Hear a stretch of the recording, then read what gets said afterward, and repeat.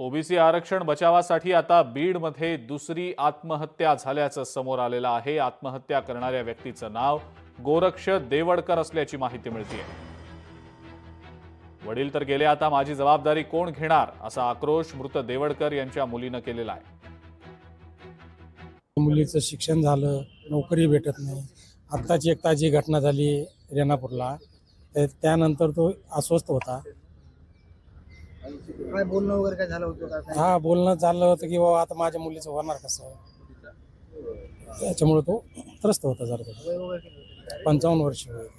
जेव्हापासून मराठा समाजाला ओबीसी मध्ये आरक्षण भेटले तेव्हापासून माझे पती त्याच टेन्शन मध्ये होते सतत।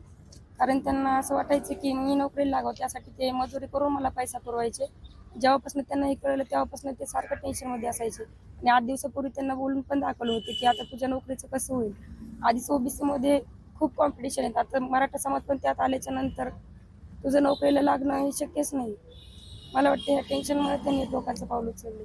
आज हे दुसरी आत्महत्या आहे ओबीसी मधली, म्हणजे ह्या प्रकारच्या घटना परत घडू नये याची सरकारने दखल घेतली पाहिजे।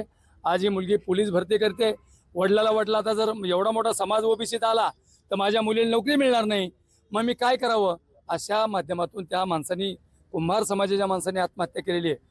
मी सरकारला विनंती करेल की याच्यावर काहीतरी तोडगा काढा, निर्णय घ्या आणि या समाजाला, या ओबीसी समाजावर अन्याय होणार नाही, यांचा आरक्षणाला धक्का लागणार नाही, या निर्णयाचं तुम्ही तरी काहीतरी करा।